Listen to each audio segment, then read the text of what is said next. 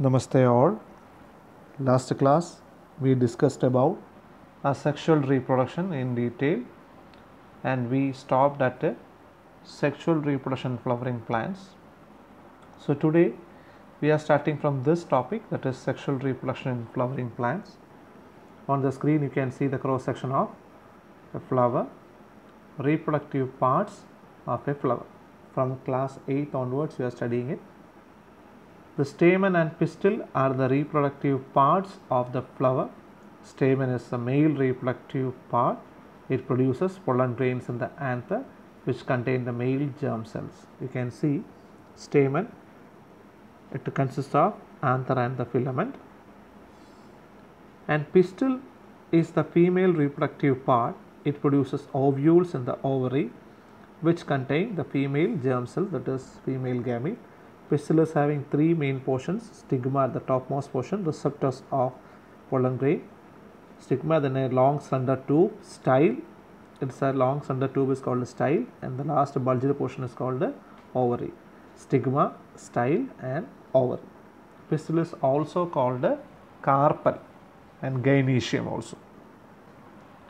In your textbook, page number 134 also contains a longitudinal section of flower, a figure. Please look at it. The reproductive parts of angiosperm. Angiosperm means flowering plants. Last year you studied 9th class. Angiosperms are located in the flower. You have already studied the different parts of flower: sepals, petals, stamens, carpels, etc. Stamens and pistils or carpels are the reproductive parts of the flower which contain the germ cells, male germ cells and female germ cells. The flower may be unisexual, that is in the case of papaya and watermelon, when it contains either stamen or pistil. That means the flower may contain only one sex organ, that is either stamen or pistil. Stamen contains, the flower contains stamen is called the male flower. The flower contains pistil is called the female flower. So that is unisexual flower. One flower is said to be male and the other one is female. Papaya and watermelons are examples. And some other flowers, that is hibiscus and all, both the male and female sex organ, that is stamen and pistil are present. Such flowers are called bisexual. Hibiscus and mustard are examples for bisexual flowers, when it contains both stamens and carpels. Carpel, the same word for pistil, alternative word. Stamen is the male reproductive part and it produces pollen grains. So when you touch a flower, open flower, you can see some yellowish powder deposit on your fingertips, that is pollen grains. It's an yellowish in color. You must have seen this yellowish powder that often sticks to your hands if you touch the stamen of a flower. Carpel is present in the center of the flower and is the female reproductive part. It is made of three parts. The topmost portion is stigma, then the slender tube is called a style, and the bulged bottom portion is ovary. The swollen bottom part is ovary, middle elongated part is style, and the terminal parts at the top, which means the sticky portion, it is called stigma. It is a receptor of pollen grains. In your textbook, there is a figure 8.8, page number 135. You can see a clear longitudinal section of pistil there. The ovary contains ovules and each ovule has an egg cell. The main germ cell produced by pollen grains fuses with the female gamete present in the ovule. This fusion of germ cells or fertilization gives rise to zygote, which is capable of growing into a new plant. So how does it happen?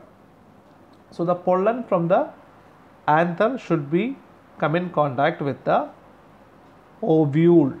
Inside ovule there is egg cell. So the egg cell and the male germ cells inside the pollen should be meet each other. So how does it achieve? In the figure itself you can see page number 1, as I mentioned, page number 135, figure 8.8. In your textbook there is a figure. It is clearly envisages how the pollen grains are moving to the female germ cells. When the pollen grains land on the stigma, if it is belonging to the same species, the pollen of the, that means both the pollen and the stamen and carpel of the same species, then only it will develop. The pollen of the same species landing on the stigma of the same species, pollen starts developing a tube, pollen tube germination downwards and towards the ovule. You can see on the figure also, and that through that tube, male germ cells present inside the pollens moving to the female germ cells and fuses. So thus pollen need to be transferred from the stamen to the stigma. If this transfer of pollen occurs in the same plain flower, it is referred to as self-pollination. Pollination means transfer of pollen from stamen to stigma.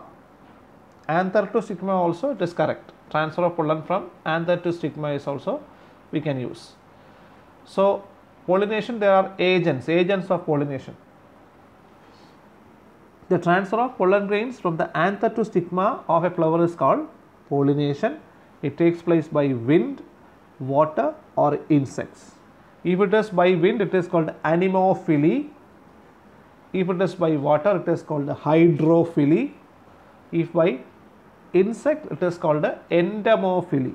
If it is by birds, it is called ornithophily. I repeat, pollination, if the pollinating agent is air, it is called, the pollination is called anemophily.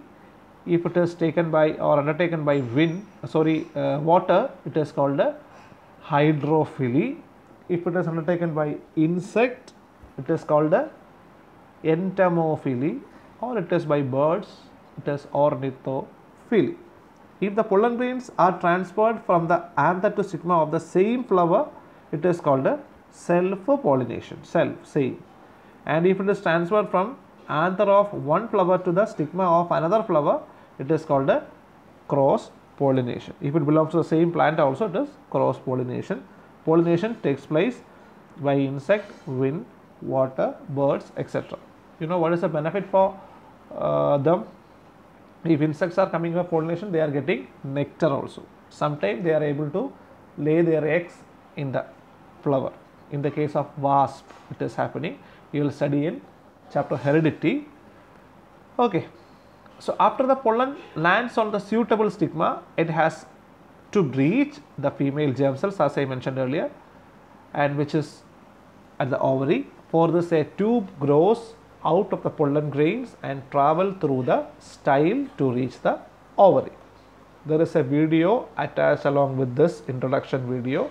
It is clearly showing how pollen tube germination happens, how the male germ cells are coming and contacting with the ovule. Inside ovule, female germ cells are there, and there are some other type of cells, and how it is fusing also. After fertilization, it is called double fertilization. The process of fertilization taken place in angiosperms are called double fertilization. There is 2 times the fertilization happens. One video is also attached. You will get a clear-cut idea about the double fertilization. After fertilization, the zygote divides several times to form an embryo within the ovule. The ovule develops a tough cord and it's gradually converted into seed. Actually, the seed having 2 cords on it. The outer cord is called testa, T-E-S-T-A, testa, and the inner cord is called tegumen. There is an activity in your textbook, page number 135. Soak few seeds of Bengal gram and keep it overnight, and drain the excess water and cover the seeds with a wet cloth and leave it for a day. Make sure that the seeds do not become dry. Cut open the seeds carefully and observe the different parts. You can see figure number 8.9 also, 135 page. Cotyledons are there, 2 cotyledons, it is dicot, and there is a small plantlet you can see. The topmost portion is called the plumule, which is the future shoot. It will become stem, leaf, etc. And the lowermost portion is the radicle. It is a future root. So the same having the seed coat also. The external coat is called the testa, T-E-S-T-A. The internal coat is called the tegumen. Okay. So the ovule develops a tough cord and it's gradually converted into seed. The ovary grows rapidly and ripens to form a fruit. So ovule becomes seeds and the ovary become fruit.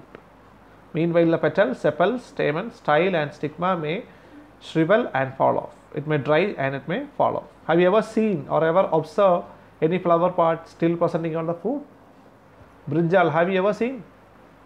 The sepals are still on the fruit. You can see.